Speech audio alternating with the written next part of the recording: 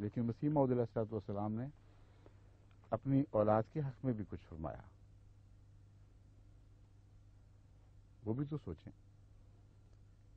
دعائیں ہی نہیں دیں بلکہ دعاؤں کا جواب بتایا. فرمایا بشارت دی کہ ایک بیٹا ہے تیرا جو ہوگا ایک دن محبوب میرا, دکھاؤں گا کہ ایک عالم کو پھیرا. بشارت کیا ہے؟ ایک دل کی غذا دی. فسبحان الذی اخسلا. وہ بیٹا ہے جو تمہارے نزدیک مرتد ہو گیا اور نوح کا بیٹا بن گیا.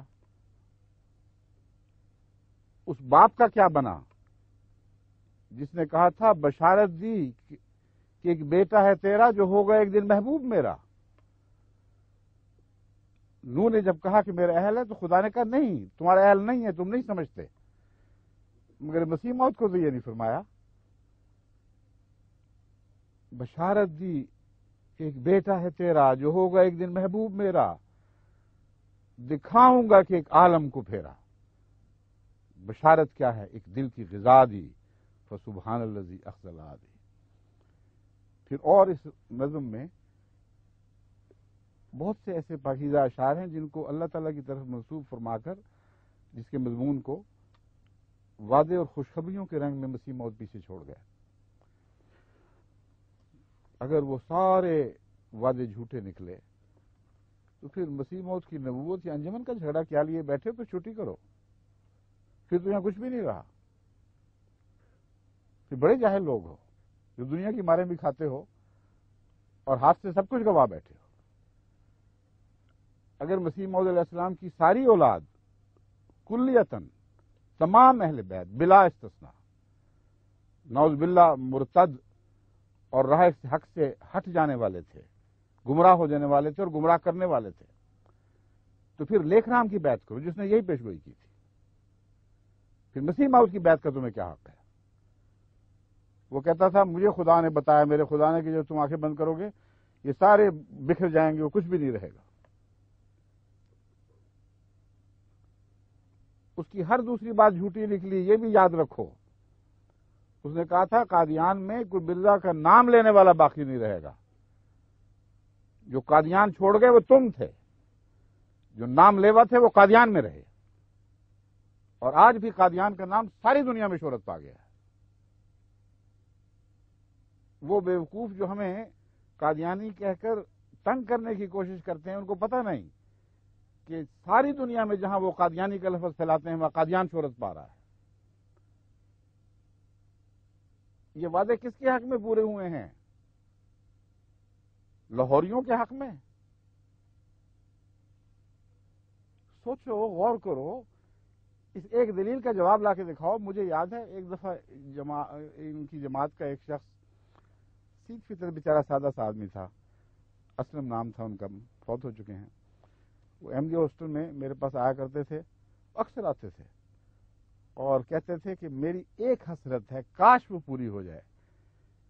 مجھے لگتا ہے کہ ان کی دلیلیں بڑی مضبوط ہیں, مگر جب میں سوچتا ہوں کہ مسیح موعود کے خاندان کا ایک فرد بھی ان کے ساتھ نہیں تو میرا دل ڈولنے لگتا ہے. میں کہتا ہوں اللہ یہ کیا قیامت آ گئی. مسیح موعود کی ساری اولاد نعوذ باللہ ان کے قول کے مطابق نوح کی اولاد بن گئی. تو کہتے تھے میں آپ کو تبلیغ کرنے آتا ہوں, آپ ہو جائیں. وہ میں آج یہاں بیٹھا ہوا ہوں, ساری دنیا کو تبلیغ کر رہا ہوں مسیح موعود کی. میں ان کو سمجھاتا تھا, ان کو دلائل دیتا تھا.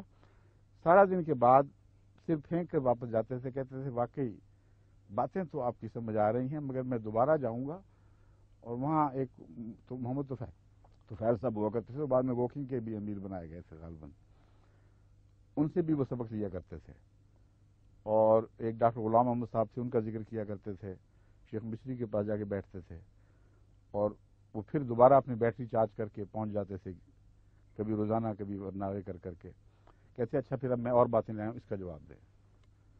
پھر جب میں اس کا جواب دے دیتا تھا, صحیح فطرت ضرور تھی یہ میں کہوں گا. وہ کچھ دیر ضد کرتے تھے, پھر آخر بیکار کجبیسی میں نہیں پڑتے تھے, چپ کر جایا کرتے تھے.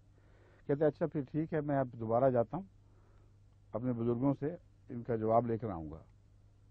وہ انہی پھیروں میں بیچارے فوت ہو گئے. توفیق نہ ملی، مگر دل میں حسرت لیے چلے گئے کہ کاش مسیح موعود علیہ السلام کے خاندان کا ایک آدمی بھی غیر مبین کے موقف کی تائید کر دے۔ 50 سال کے قریب گزر گئے اس واقعے کو، 40 سے اوپر، ہاں 52 سال قریباً ہو چکے ہیں اس واقعے کو، کیونکہ یہ 1945 کی بات میں کر رہا ہوں، 45 کا زیادہ ذکر ہے۔ تو کتنے سال ہو گئے بتائیے؟ 49 سال، تقریباً 50 سال بدل، اور زمانہ بدل گیا، اس کی روشیں تبدیل ہو گئیں۔ وہ جماعت جس کو یہ قادیان میں چھوڑ کر آئے تھے کہتے تھے کہ بس وہاں کچھ بھی نہیں رہا، 6 آنے یا 12 آنے کہا کرتے تھے کہ ہم خزانے میں چھوڑ آئے ہیں، اور کہتے ہیں اکثریت ہمارے ساتھ ہے۔ اس اکثریت کو خدا نے کیا کر دیا؟ اس وقت تو فخر کرتے تھے اکثریت کا، اب جب کہتے ہیں تو کہتے ہیں کم من فئۃ قلیلۃ، کئی چھوٹے لوگ بھی تو، چھوٹی تعداد کے لوگ بھی تو سچے ہوتے ہیں، بڑوں پر غالب ہوتے ہیں۔ مگر یہ نہیں ہوا کرتا کہ سفر اکٹھا شروع ہو، ایک کا چند سے شروع ہو اور دوسرے کا غلبے سے، اور غلبہ اقلیت میں تبدیل ہو جائے اور اقلیت جو ہے وہ غلبے میں تبدیل ہو جائے، اور یہ کہیں کہ اس سے کوئی فرق نہیں پڑتا۔ اللہ تعالیٰ قرآن کریم میں فرماتا ہے یہ نہیں ہوا کرتا۔ آغاز ایک سے ہوا، یعنی محمد رسول اللہ صلی اللہ علیہ وسلم سے، لیکن فرمایا افلا یرون انا اولا ہے اولا یرون انا ناتی الارض ننقصها من اطرافها افهم الغالبون، کیا دیکھتے نہیں کہ خدا ان کی زمینیں تنگ کرتا چلا جا رہا ہے اور محمد رسول اللہ کی زمین پھیلتی چلی جا رہی ہے، زمین تمہاری کم ہو رہی ہے، ان کی بڑھ رہی ہے، غالب تم آ جاؤ گے، عقل کے ناخن لو، ہوش کے ناخن لو، تمہیں ہو کیا گیا ہے؟ لازماً وہی غالب آئے گا جو تمہاری زمینیں کم کر رہا ہے اور جس کی اپنی زمین پھیلتی چلی جا رہی ہے۔ تو تمہارا اور ہمارا یہ معاملہ ہے۔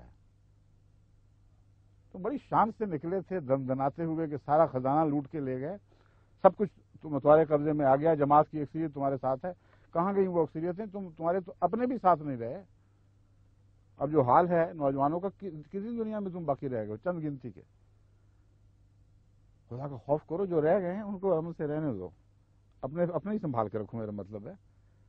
لیکن جتنی گستاخیاں کرو گے اتنا ہی تم نقصان اٹھاؤ گے۔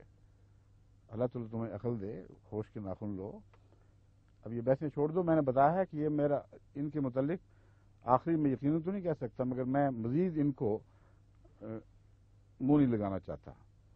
میرے نزدیک جو میں نے باتیں کر دی ہیں، ہر وہ شخص جس کے دل میں تقویٰ کا معمولی سا بھی بیج ہو، وہ پہچان لے گا، جان لے گا کہ یہ سچی باتیں ہیں اور یہ وسوسے جھوٹے اور باطل اور بے حقیقت ہے۔ اب فرمائیے کوئی اور بات ہے؟ 2 منٹ رہ گئے ہیں شاید ابھی۔ ہاں ان کے سوال تو بھی ہیں اور بھی، وہ بات بھی صحیح، ہاں مگر وہ لمبے جواب دینے پڑیں گے۔ یہ دیں، اور کوئی چھوٹی سی بات کوئی ہو، کوئی چٹکلا، کوئی چھوٹے موٹے لوگ لکھتے رہتے ہیں خط۔ یہ کیا ہے؟ ایک بلال اصغر صاحب کا لاہور سے ہے، وہ کہتے ہیں کہ میرے پاس کلاس فیلو ہیں جو کہتے ہیں کہ ایک نبی میں 40 آدمیوں کی طاقت ہوتی ہے۔ اچھا، یہ بات درست ہے یا غلط؟ 40 تو بہت تھوڑی بتا رہے ہیں وہ۔ قرآن کریم میں اللہ تعالیٰ حضرت ابراہیم علیہ السلام کے متعلق فرماتا ہے ان ابراہیم کانا امتن قانتن للہ حنیفہ، کہ ابراہیم ایک فرما بردار امت تھا جو اللہ کے لیے ہمیشہ اللہ کے حضور جھکا رہتا تھا اور اسی کی طرف مائل رہتا تھا۔ تو نبی تو ساری دنیا کا خلاصہ اور ساری دنیا پر حاوی ہوتے ہیں۔ ایک محمد رسول اللہ کو خدا نے مبعوث کیا اور اربوں پر حاوی کر دیا۔ آپ کی طاقت اپنے زمانے کے انسانوں پر نہیں، قیامت تک کے ہر انسان کے اوپر بالا اور اس سے فوقیت رکھتی تھی۔ تو 40 کی پتہ نہیں کس زمانے کی باتیں کر رہے ہیں، کسی زمانے کی، کسی چھوٹے سے نبی کی شاید بات ہو رہی ہو۔ اب تو محمد رسول اللہ کا زمانہ آ گیا ہے، ایک نبی، ہمارا پاک نبی ساری دنیا پر حاوی ہے، سب دنیا سے بڑھ کے اس کی طاقت ہے۔ اچھا، السلام علیکم، خدا حافظ، فی امان اللہ۔